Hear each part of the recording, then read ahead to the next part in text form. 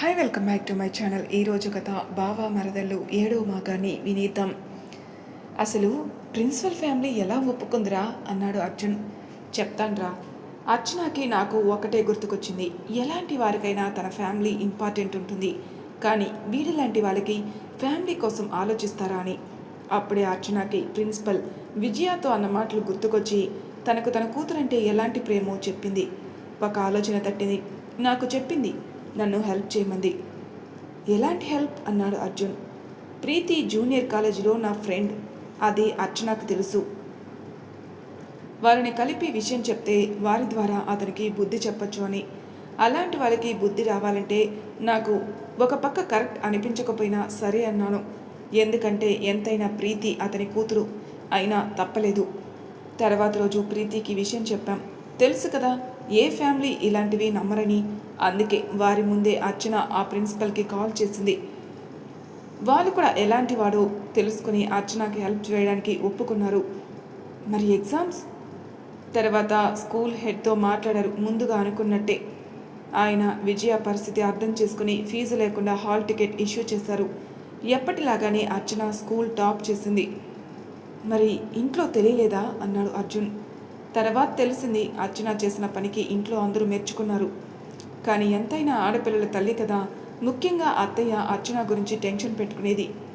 ఎందుకురా? ఏముంది, దాని అల్లరి, అందరితో గొడవలు పెట్టుకునే పద్ధతి అర్చనని హాస్టల్లో చేర్పిస్తానంది అంటూ మళ్ళీ జరిగింది చెప్పాడు. అత్తయ్య ఏమంటున్నా, అర్చన హాస్టల్కి ఎందుకు అన్నాడు అరవింద్. ఎందుకంటే రోజు రోజుకి దీని గొడవలు ఎక్కువైపోతున్నాయి అంది లక్ష్మి. ఇప్పుడు ఏం చేసింది వదిన అంటూ అర్చన దగ్గరికి తీసుకుంటుంది అన్నపూర్ణ. ఏం చేసిందా? అడగండి దానిని. రోజుకో గొడవ దానికి. ఇదిగో వీడి సపోర్ట్ అంటూ అరవింద్ని చూపిస్తూ అంది లక్ష్మి. వీడే అనుకుంటే మీరందరూ అది ఆడమన్నట్టే ఆడుతున్నారు. అందరూ ఒకరి వైపు ఒకరు చూసుకుంటున్నారు. అసలు విషయం చెప్పకుండా ఎందుకు లక్ష్మి ఇది అంటూ పరమేశ్వరరావు అన్నాడు. ఏంటా, కొద్ది రోజుల ముందు ఆ ప్రిన్సిపల్ విషయంలో అలా చేసింది మనకి చెప్పకుండా. అదృష్టం, అతను పశ్చాత్తాపం చెందాడు కాబట్టి దీనికి ఏం కాలేదు, లేకపోతే అంది లక్ష్మి. అప్పుడు నాకు చెప్పే చేసింది అత్తయ్య. దానికి ఏదైనా జరుగుంటే నేను చూస్తా ఊరుకుంటానా అన్నాడు అరవింద్. అయినా అది చేసింది మంచిదే కదా లక్ష్మి అంటూ చూస్తాడు కుమార్ కూడా. కాదనేది నేనేం అనలేదండి. ఒక ఆడదానిగా నాకు ఆనందమే. మరి ప్రాబ్లం ఏంటి? ఇలాంటి రత్నం మన ఇంట్లో పుట్టినందుకు మనం సంతోషించాలి అంటూ వస్తాడు పరమేశ్వరరావు. ఇదిగో ఇదే, మీరే దానికి అతికారభం చేసి ఏ సమస్య తెచ్చుకుంటుందో అని భయం. మొన్నటికి మొన్న ఆ పక్కింటి రత్నం గారి అబ్బాయి కోడల్ని కొట్టి బయటికి పంపించేస్తే గృహహింస చట్టం కింద ఆ పిల్లతో కేసు పెట్టించింది. ఆ అబ్బాయి ఏమో దీనికి వార్నింగ్ ఇచ్చాడు. అది కాస్త వీడేమో రికార్డ్ చేసి అతనికే వార్నింగ్ ఇచ్చాడు, అర్చన జోలికి రాకూడదంటూ. అరవింద్ అర్చన తలదించుకుంటారు. ఆ తర్వాత దీని ఫ్రెండ్కి ఎవడో లవ్ లెటర్ ఇస్తే వార్ని కొట్టింది. ఇలా రోజుకో గొడవ. ఇంకా మీ అందరి సపోర్ట్. అదే ఇది హాస్టల్లో ఉంటే అక్కడ స్ట్రిక్ట్ రూల్స్ ఉంటాయి కదా, బయటికి వెళ్ళాలన్నా పర్మిషన్ ఇవ్వరు, చదువు తప్ప వేరే వాటిపైన ధ్యాస ఉండదు అంటూ నిర్ణయం చెప్తుంది లక్ష్మి. అర్చన అందరి వైపు వెళ్ళను అన్నట్లు తల అడ్డంగా ఊపుతుంది. అలా అయితే హాస్టల్కి నేను జాయిన్ అవుతాను, నా సపోర్ట్ అని కదా మీ భయము అంటాడు అరవింద్ కూడా. అవునా, అలా అయితే మీ మామయ్యని, మా అన్నయ్య, వదిలిని కూడా నీతో తీసుకెళ్తావా అంది లక్ష్మి. మీ అందరినీ చూసుకుని నచ్చినట్టు చేస్తుంది. ఆఖరికి నిలకడగా ఒక నిర్ణయం అంటూ ఉండదు. ఏ నిర్ణయం అత్తయ్య అన్నాడు అరవింద్. అడుగు దానిని అంటుంది లక్ష్మి. అందరూ అర్చన వైపే చూస్తారు. నేనేమన్నాను? ఇంజనీరింగ్ చేస్తానన్నాను అంటూ నార్మల్ టోన్తో చెప్తుంది అర్చన. అందరూ ఆశ్చర్యంగా చూస్తారు. అరవింద్ మాత్రం అర్చన దగ్గరికి వెళ్ళి, అదేంటి, నిన్నటి వరకు డాక్టర్ చేద్దామనుకున్నావు కదా? నువ్వు అనుకున్నావుగా, మరి నువ్వు ఇంజనీరింగ్ తీసుకున్నావుగా అంది అర్చన. అచ్చు, మనమిద్దరం మెడిసిన్ చేయలేమని నేను ఇంజనీరింగ్ తీసుకుంది. నువ్వైనా నీ యాంబిషన్ ఫుల్ఫిల్ చేస్తావని నేను నా యాంబిషన్ వదిలేశాను అన్నాడు. ఇప్పుడు మెడిసిన్ చేయనంటే అర్థమేంటి? అసలు ఇంజనీరింగ్ ఎందుకు అన్నాడు. ఎందుకంటే నాకు ఇప్పుడు ఇంజనీరింగ్ అంటే ఇష్టం, నేను అదే చేస్తాను. అంతేకాదు, నేను హాస్టల్కి వెళ్ళను, మీ అత్తయ్యకి చెప్పు అనుకుంటూ లోపలికి వెళ్ళిపోతుంది అర్చన. చూసావా, దానికి అస్సలు నేనంటే లెక్కలే లేదు, నువ్వు దానికోసం నీ ఇష్టాల్ని వదులుకో అంటూ లోపలికి వెళ్ళిపోతుంది లక్ష్మి. అన్నపూర్ణ, పరమేశ్వరరావు, కుమార్లు వారికి ఏదో అర్థమైనట్టు అరవింద్ని చూసి నవ్వుతారు. మీ అందరూ ఎందుకు అలా నవ్వుతున్నారు అంటూ మీరైనా దానికి చెప్పండి అన్నాడు అరవింద్. అది దానికి నచ్చిందే చేస్తుంది, నువ్వే చెప్పు చూడు అంటూ నవ్వుకుంటూ వెళ్ళిపోతారు. అదిరా జరిగింది అంటూ చెప్పడం ఆపుతాడు అరవింద్. అరవింద్ చెప్పింది విని అర్జున్ చిన్నగా నవ్వుతాడు. ఏరా నీకు నవ్వు వస్తుందా నన్ను చూస్తుంటే? అర్జున్ నవ్వడం ఆపి, నీకు నిజంగా తెలీదా అర్చన ఆ డెసిషన్ ఎందుకు తీసుకుందో? లేదురా, ఎప్పుడు అడిగినా మాట దాటేసేది, చివరికి దానికి నచ్చినట్టే చేసింది. అది సరే కానీ మరి హాస్టల్కి వెళ్ళనంది ఎలా బలవంతంగా పంపించారు? అంత లేదు, అత్తయ్య బలవంతం పెట్టినా అది వెళ్ళదు. అత్తయ్య అన్నట్టు మా అందరి సపోర్ట్ ఎక్కువ, అది చూసుకునే ధైర్యం. మరి ఎలా వెళ్ళిందిరా? 4 months తర్వాత నేనే హాస్టల్లో జాయిన్ చేశాను నా బలవంతం మీద. అర్జున్ షాక్ అయ్యి, అదేంట్రా నువ్వు పంపడం ఏంటి? అరవింద్ అర్జున్ వైపు చూస్తాడు. ఆ చూపుల్లో అర్థం గమనించి, రే అదంతా నీ భయం రా, అలా ఏం జరగదు. లేదురా, అంత రిస్క్ తీసుకోలేను, అందుకే నాకు ఇష్టం లేకపోయినా దానిని నాకు దూరంగా పెట్టాను. అసలు ఈ కాలేజీకే దూరం పెడదామనుకున్నాను, కానీ అది నా మాట వింటే కదా నన్నే బ్లాక్మెయిల్ చేసింది. నీ కాలేజ్ కాకపోతే ఏ కాలేజ్ అయినా ఏదో ఒక గొడవ చేసి వచ్చేస్తారని. అందుకే తప్పక ఒప్పుకోవాల్సి వచ్చింది. కానీ నెక్స్ట్ ఇయర్ ఈ కాలేజ్ చేంజ్ చేసేస్తాను. ఇంతలో లంచ్ బ్రేక్ కావడంతో అందరూ ఒక్కొక్కరిగా బయటకు వస్తారు. అర్జున్ అరవిందులు మాట్లాడుకోవడం ఆపి, సరేరా నీకు నచ్చింది చెయ్యి అంటూ లంచ్ చేయడానికి వెళ్తారు. సాయంత్రం అవుతుంది. కాలేజ్ అయి ఒక్కొక్కరుగా బయటకు వస్తారు. హాయ్ బావా, హాయ్ అన్నయ్య అంటుంది అర్చన నవ్వుతూ సంధ్యతో నిలబడి. అరవింద్ సైలెంట్గా అర్చనను చూస్తూ సంధ్యతో, ఈరోజు క్లాస్ ఎలా జరిగింది సంధ్య అని అడుగుతాడు. ఈరోజు కేవలం ఇంట్రడక్షన్ సార్, మేబీ రేపటి నుండి క్లాస్ స్టార్ట్ అవుతుంది అంది Sandhya. Sandhya, don't call me sir, just Aravind, ఇంకా తను అర్జున్ అంటాడు. నవ్వుతూ హాయ్ చెప్తాడు అర్జున్. సంధ్య కూడా హాయ్ అంటూ తలూపుతుంది. లేదు సార్, మీరు మా మెగా సీనియర్, మీకు రెస్పెక్ట్ ఇవ్వాలి అంది. అవసరం లేదు, నేను అర్చనకి బావని, తను నీకు ఫ్రెండ్ అయితే నేను కూడా నీ ఫ్రెండ్ని, కాల్ మీ అరవింద్ అంటాడు.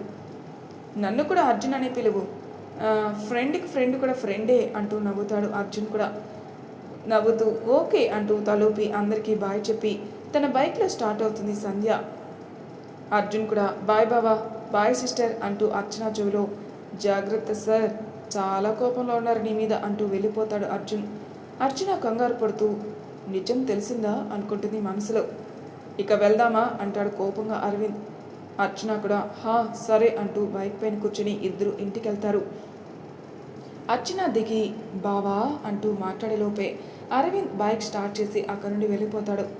అర్చన ఇంటిలోకి డల్లుగా వెళ్తుంది. అప్పుడే బయటకు వచ్చిన లక్ష్మి అర్చనను చూసి, ఏమైందే ముఖం అలా ఉంది, బావెక్కడ అంటూ గుమ్మం వైపు చూస్తుంది. వెళ్ళిపోయాడు అంది. వెళ్ళిపోయాడా? లోపలికి రాకుండా ఎలా వెళ్ళిపోయాడు అంది లక్ష్మి. ఏమో నాకు తెలీదమ్మా, బావా అని పిలిచేలోపే బైక్ స్టార్ట్ చేసేసాడు. ఏమైంది? మళ్ళీ ఏదైనా గొడవ పడ్డారా? మళ్ళీ ఏదైనా తింగర్ పని చేసి గొడవ పెట్టుకున్నావా? ఏంటమ్మా నువ్వు నన్ను ఎప్పుడు నమ్మవా? నాదే తప్ప ఎప్పుడు అంది. నిన్ను నమ్మడమా? నీ గురించి తెలియని వాళ్ళకి చెప్పు, ఈ మాటలు నా దగ్గర వద్దు అంటూ లోపలికి వెళ్ళిపోతుంది లక్ష్మి. తన రూమ్కి వెళ్ళి ఫ్రెష్ అప్ అయి బెడ్ పైన కూర్చుంటుంది సాడ్గా. ఎంతసేపు కూర్చున్నా ఉండబుద్ధి కాక, ఇంకా ఇలా కాదు బావతో మాట్లాడాలి అని రూమ్ నుండి బయటకు వచ్చి, అమ్మా నేను అత్తయ్య ఇంటికి వెళ్తున్నాను అంటూ అరుస్తూ చెప్తుంది. ఇప్పుడెందుకే అంటూ వస్తుంది అర్చన దగ్గరికి లక్ష్మి. ఏం లేదు, కాలేజ్ ఫస్ట్ డే కదా, అత్తయ్యతో అక్కడ విషయాలన్నీ చెప్పాలి. నేను నైట్కి అక్కడే భోజనం చేసేస్తాను, నాన్నకి చెప్పు, మళ్ళీ నా కోసం వెయిట్ చేస్తారు అంటూ బయటికి వెళ్ళిపోతుంది. డోర్ బెల్ మోగడంతో వచ్చి తలుపు తీస్తుంది అన్నపూర్ణ. ఎదురుగా వచ్చిన అర్చనను చూసి, రావే అంటూ లోపలికి తీసుకెళ్తుంది. చెప్పవే, ఈరోజు కాలేజ్ ఫస్ట్ డే కదా, ఎలా ఉంది కాలేజ్? బాగుంది అత్తయ్య, ఫస్ట్ డే కదా, ఈరోజు కేవలం ఇంట్రడక్షన్ అంతే. అప్పుడే అక్కడికి వచ్చి కూర్చుంటున్నారు పరమేశ్వరరావు. అయితే ఇంకేం విశేషాలు లేవా కాలేజీలో అంటూ నవ్వుతాడు. ఇంకే ఉంటాయి మావయ్య అంటుంది కంగారు పడుతూ. ఆశ్చర్యంగా ఉందే, మా కోడలు కాలేజీకి వెళ్ళడం, అక్కడ ఏం విశేషాలు లేకపోవడమా, స్ట్రేంజ్ అంటూ నవ్వుతాడు పరమేశ్వరరావు. అర్చన వెంటనే బుంగమూతి పెట్టుకుంటూ, అంటే నేను గొడవలకు వెళ్తానా అంటుంది. అన్నపూర్ణ బుజ్జగిస్తూ, అదేం లేదు అర్చు, మీ మావయ్య నిన్ను ఏడిపించడానికే అలా అంటున్నారు. మాకు తెలీదా నువ్వేంటని? నువ్వు ఎవరితో గొడవ పెట్టుకున్నా అది ఒక తప్పుని కరెక్ట్ చేయడానికే కదా. అర్చన నవ్వుతూ అన్నపూర్ణని కౌగిలించుకొని, థ్యాంక్స్ అత్తయ్య, నువ్వే నన్ను బాగా అర్థం చేసుకుంటావు. పరమేశ్వరరావు ఇద్దరిని చూసి నవ్వుకుంటాడు. సరే సరే ఏం తింటావు, ఉండు ఇప్పుడే పకోడీ చేశాను తిందువు గాని అంటూ కిచెన్లోకి వెళ్తుంది అన్నపూర్ణ. ఇప్పుడేం వద్దత్తయ్య, నైట్కి ఇక్కడే డిన్నర్ చేస్తాను అంటూ బావ ఎక్కడా అని అడుగుతుంది. మీ బావ వచ్చిన వెంటనే తన రూమ్కి వెళ్ళి ఇంకా కిందికి రాలేదే, ఏదైనా తినమన్నా వద్దు అంటున్నాడు. ఏమైందే, ఏమైనా జరిగిందా? అబ్బే అదేం లేదత్తయ్య, నేను బావతో మాట్లాడొస్తాను. భయంగా అరవింద్ రూమ్ దగ్గరికి వెళ్ళి నెమ్మదిగా రూమ్ డోర్ కొట్టింది. అరవింద్ బెడ్ పైన వెనక్కి ఆనుకొని ఏదో ఆలోచిస్తూ ఉంటాడు. అరవింద్ ఎదురుగా కూర్చుని బావా అంటూ పిలిచింది. ఆ పిలుపుతో ఆలోచన నుండి బయటకు వచ్చి అర్చనను చూసి కోపంతో కిందికి దిగి వెళ్తూ ఉంటే బావా ఆగు అంటూ ఆపుతుంది. అరవింద్ పట్టించుకోకుండా వెళ్తున్నాడు. అరవింద్ ఎదురుగా వెళ్ళి బావా ఆగు, నీతో మాట్లాడాలి అంది. అర్చనను చూసి కోపంగా, ఓ ఇప్పటికీ నాతో మాట్లాడాలనిపించిందా? బావా అసలు ఏమైంది, ఎందుకు ఆ కోపం, నా వలన ఏదైనా అని అంటూ ఉంటే ఏ నీకు తెలీదా, లేదా ఎప్పటికీ నాకు తెలీదు నిజం దాచొచ్చని అనుకుంటున్నావా? దేని గురించి బావా అంటుంది అర్చన అరవింద్కి తెలిసిందా లేదా అన్న అనుమానంతో. ఇంకా ఎంతసేపు దాచాలని అనుకుంటున్నాం, ఉదయం జరిగిన ర్యాగింగ్ గురించే. అర్చన మనసులో కంగారు పడుతూ పైకి మాత్రం కూల్గా, అది చాలా చిన్న విషయం కదా బావా అంటుంటుంది. షటప్, జస్ట్ షటప్ అని అరుస్తూ, ఏది ఏది చిన్న విషయం, వాళ్ళు నీతో అంత రూడ్గా బిహేవ్ చేస్తే అది చిన్న విషయమా? నాతో మాట కూడా చెప్పాలనిపించలేదా? అర్చన అరవింద్ అరవడంతో భయపడి అది అది అంటూ తలదించుకొని, హా చెప్పు, నేను వినాలనే చూస్తున్నాను, ఇంకేం అబద్ధం చెప్పాలని ఆలోచిస్తున్నావా అన్నాడు.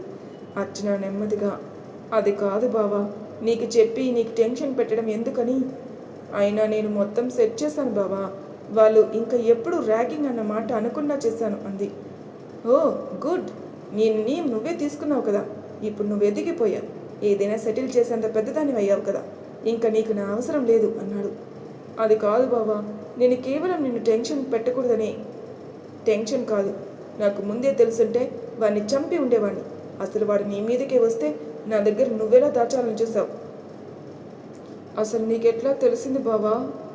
ఏ నాకు తెలియదు అనుకున్నావా? నేను అక్కడే చదువుతున్నాను, నీ చుట్టూ ఎంతోమంది గుమిగూడి ఉన్నారు. నేను లంచ్ టైంలో కిందికి వస్తుంటే కొంతమంది మాట్లాడుకోవడం విన్నాను, అప్పుడే తెలిసింది తమరి వీరత్వం. అయినా నీకు ముందే చెప్పాను, ఎవరితో గొడవలు వద్దను, నాకు చెప్పుంటే నేనే హ్యాండిల్ చేసేవాడిని కదా. అర్చన కోపంగా, అంటే ఎప్పుడో నువ్వు వచ్చే వరకు ఉంటే వాడు సంధ్యతో ఇంకే విధంగా ప్రవర్తించేవాడు, అందుకే నేను వెంటనే రియాక్ట్ అవ్వాల్సి వచ్చింది బావా. అందుకని వాడు చెంప పగలగొట్టావు అంతే కదా? అవును అని తలదించుకొని సమాధానం చెప్తుంది అర్చన. అంటే నువ్వు కొట్టగానే వాడు సైలెంట్గా ఉన్నాడా? నీ మీదకి అనబోతూ మాటలు లోపలే దాచుకుని అరవింద్ చేతులు బిగుసుకుంటాయి. కోపంతో వెనక్కి తిరిగి, నీకేమైనా జరుగుంటే వాడిని అక్కడే చంపేసి ఉండేవాడిని అన్నాడు.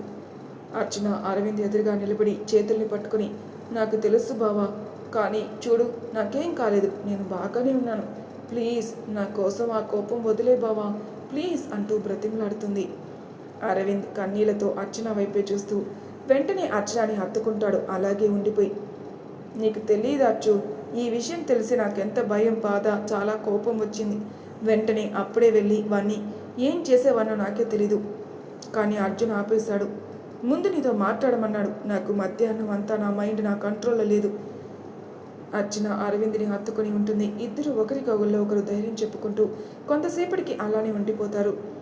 బావా బావా చూడు, నా వైపు చూడు అంటుంది. అరవింద్ అర్చనకి దూరంగా జరిగి ఏంటి అన్నట్టు చూస్తాడు. అర్చన అరవింద్ కళ్ళలోకి చూస్తూ, అయితే కోపం పోయిందా అంటుంది నవ్వుతూ.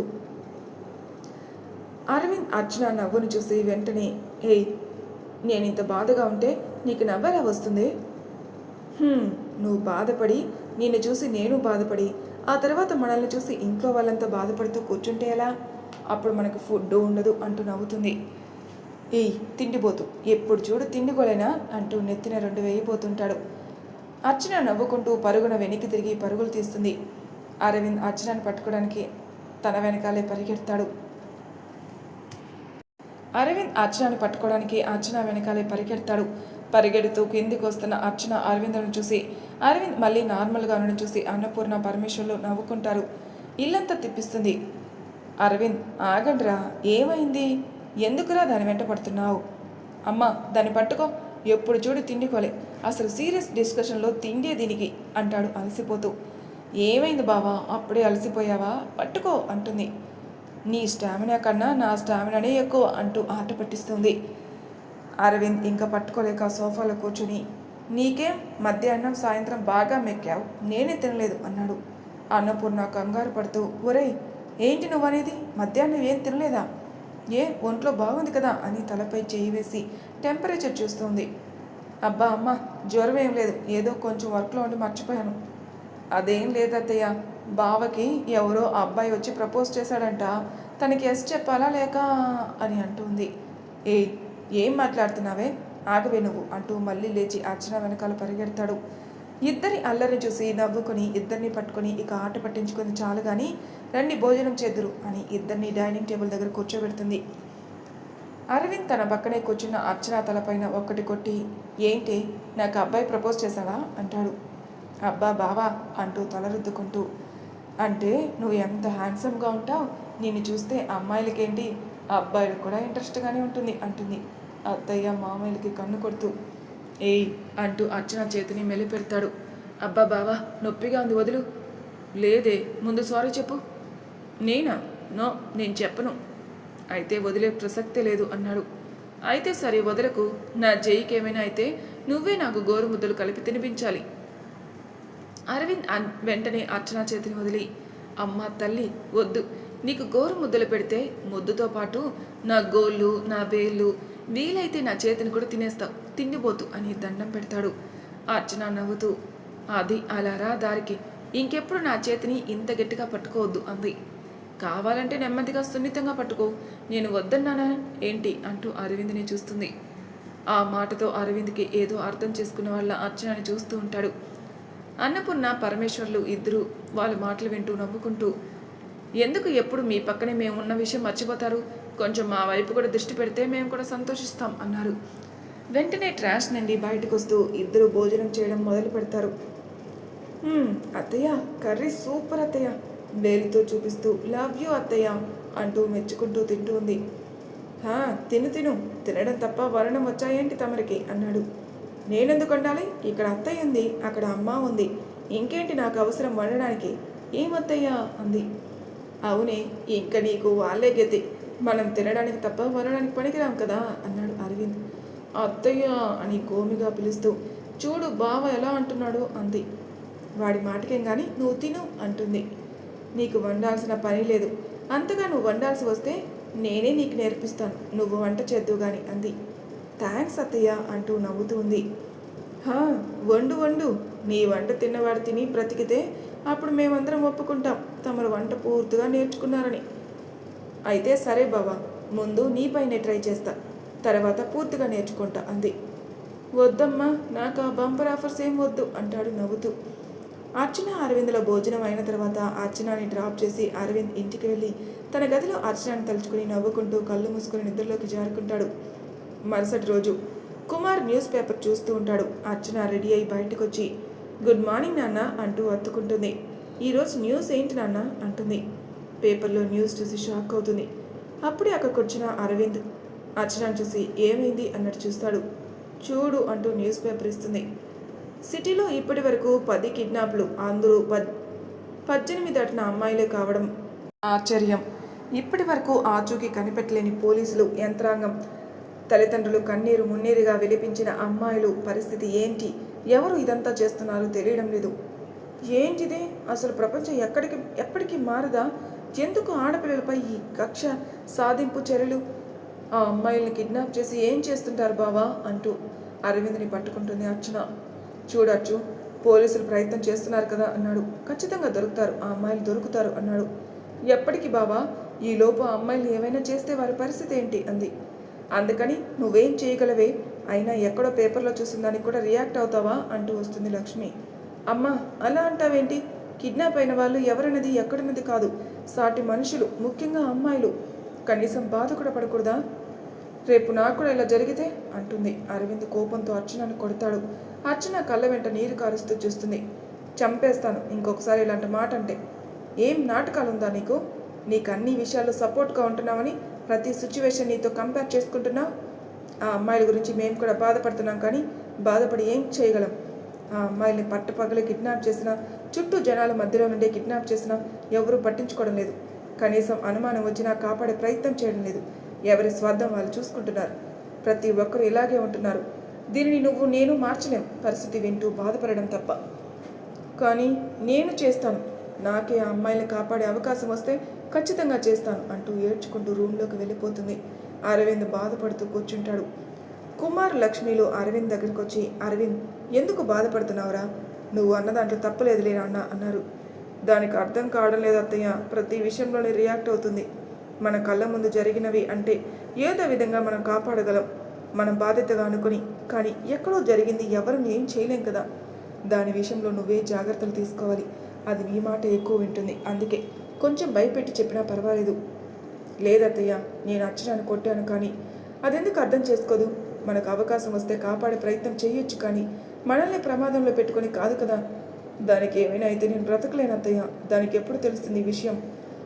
సరేలే, ముందు కామవు, వెళ్ళు, దాన్ని తీసుకొని రాపు, కాలేజీకి టైం అవుతుంది అంటూ కుమార్ గారు అంటారు.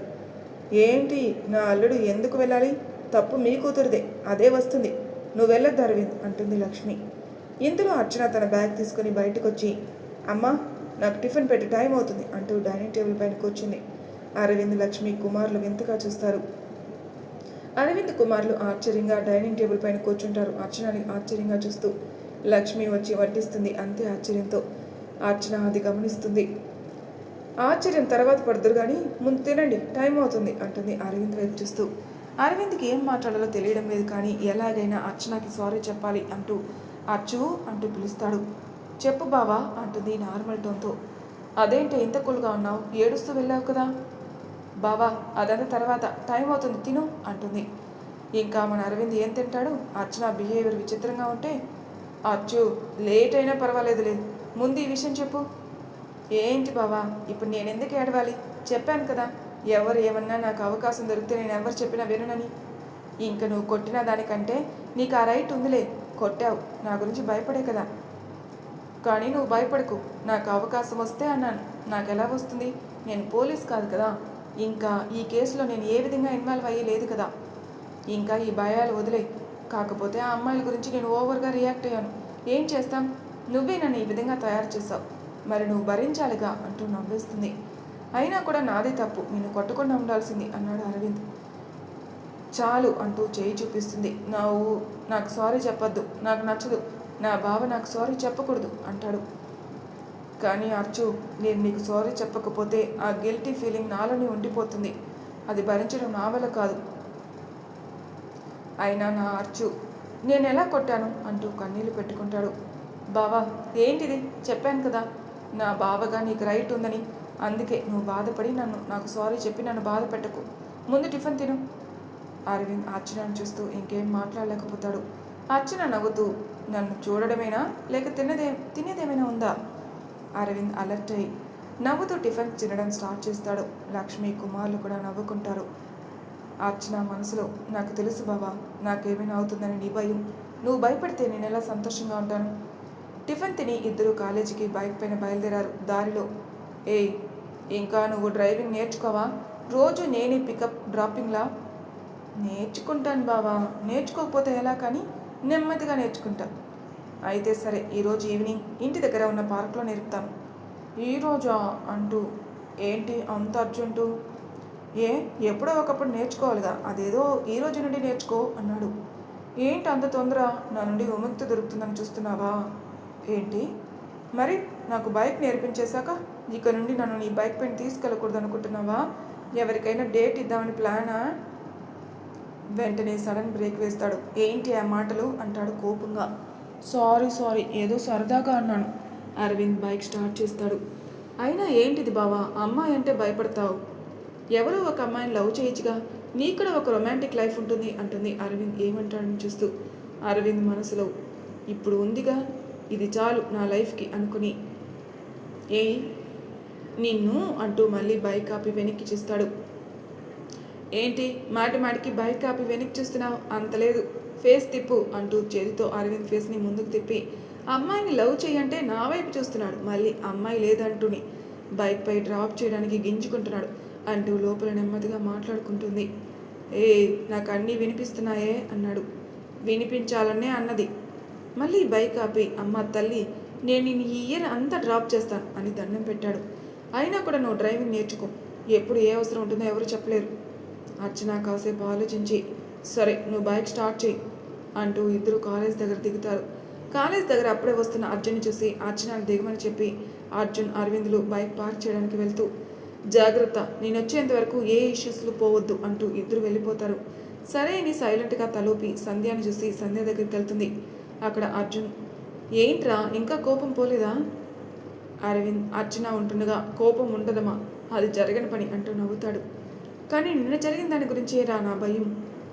పోయి అది వాడుతుని అంటుంటే వదిలేరా, అర్చనకేం కాదులే, అయినా ఈసారి మనం ఉన్నాం కదా తనతో, ఏం కాదులే అన్నాడు అర్జున్.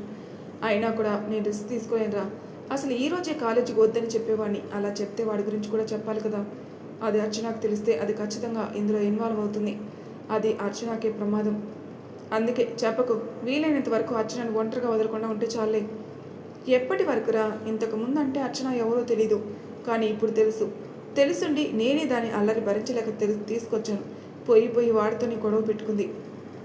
చూడు ఏం జరగదు, అప్పటి పరిస్థితులు వేరు ఇప్పుడు వేరు. అర్చన ఏంటో నాకు బాగా అర్థమైంది, అందుకే నువ్వు భయపడుతున్నా నేను భయపడడం లేదు. తను చాలా ధైర్యవంతురాలు, నువ్వు నీ అతి ప్రేమ వలన భయపడుతున్నావు అంతే. అసలు నువ్వు భయపడుతున్నావంటేనే అర్చనకి డౌట్ వస్తుంది, అందుకే టెన్షన్ పెట్టుకోవద్దు అంటూ అరవింద్ని తీసుకెళ్తాడు. సంధ్యాని చూసి హాయ్ సంధ్య అంటూ పలకరిస్తుంది అర్చన. హాయ్ అచ్చు అంటూ అరవింద్ ఎక్కడా అంది. బావ బైక్ పార్క్ చేయడానికి వెళ్ళాడు. సంధ్య నవ్వుతూ అయితే ఏమైంది నిన్న ఫైటింగు? బావకి మొత్తం తెలిసిపోయింది, నా పైన చాలా కోప్పడ్డాడు.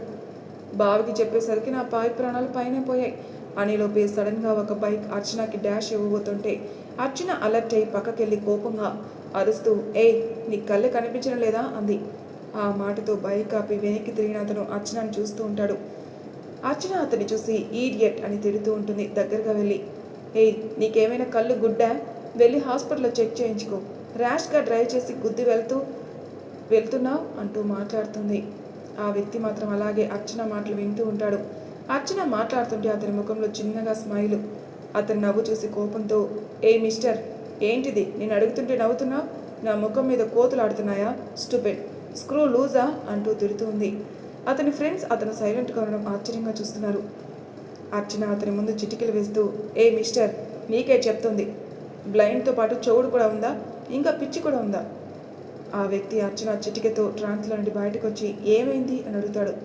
ఏమైందా, నువ్వు నాకు డాష్ ఇవ్వబోయా, కొంచెంలో మిస్ అయింది, దానికి మించి ఏంటిది అంటూ బైక్ వైపు చూపించి బైక్ని క్యాంపస్లోకి తీసుకొస్తున్నా, ఇలాంటి బైక్స్ కోసమే పార్కింగ్కి ఒక పెద్ద షెల్టర్ పెట్టారు కదా, అక్కడికి వెళ్ళి బైక్ పార్క్ చేయొచ్చు, ఇక్కడ అందరినీ డిస్టర్బ్ చేయడానికే బైక్స్ని క్యాంపస్లోకి తీస్తున్నా.